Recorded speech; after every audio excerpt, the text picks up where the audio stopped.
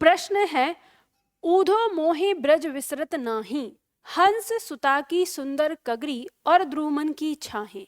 इन पंक्तियों में हंस सुता की सुंदर कगरी ये क्या है? विकल्प कह रहा है आश्रय आलंबन है, विकल्प कह रहा है उद्दीपन विभाव है, विकल्प कह रहा है संचारी भाव है, या विषयालंबन है।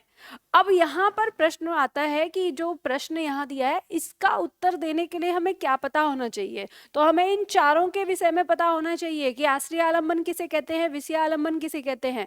तो हम देखते हैं, तो देखो आश्रय आलंबन हम कहते हैं जिसके मन में भाव जगता है, यानी जिसके मन में भाव जगाया, वो भाव कोई सा भी हो सकता है, जो रस उसमें आ रहा है। ठीक है, अब जैसे उदो मोहि ब्रज विसरत नाही, इस पंक्ति के अंदर हमारा श्रृंगार रस है और श्रृंगार का वियोग श्रृंगार रस है।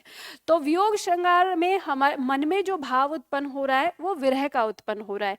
तो जिसके मन में विरह का भाव उत्पन्न होगा वो आश्रय आलंबन कहलाएगा, और जिसके कारण विरह का भाव उत्पन्न होगा वो विषय आलंबन कहलाएगा। संचारी भाव वे होते हैं जो स्थायी भाव की पुष्टि करने के लिए आते हैं कि कौन सा स्थायी भाव उत्पन्न हुआ है, और उद्दीपन वो होता है जो निर्जीव वस्तु या प्रकृति की चीजें जो स्थायी भाव उत्पन्न करने का कारण बनती हैं। अब यहाँ हम कह रहे हैं कि पंक्ति का, अब ये तो हमें पता चल गया चारों के बारे में, पर पंक्ति का अर्थ ये कहता है कि ऊधो मोहि ब्रज विसरत नाही, के हे ऊधो मुझसे ब्रज भुलाया नहीं जाता, हंस सुता की सुंदर कगरी। हंस सुता का मतलब आ गया यहाँ पे सूर्य की पुत्री यानी यमुना, तो यमुना का वो सुंदर किनारा, और द्रुमन की छाही, और वो द्रुमन यानी द्रुमन माने हो गया वृक्ष यानी पेड़, और वो पेड़ों की छाया।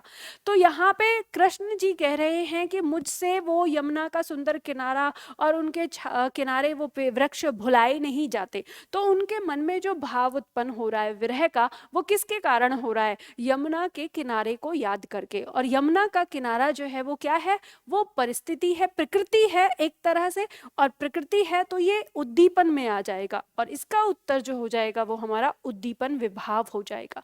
यानी मन में जो भाव को उत्पन्न कर रहा है वो उद्दीपन विभाव वहां पर आ रहा है।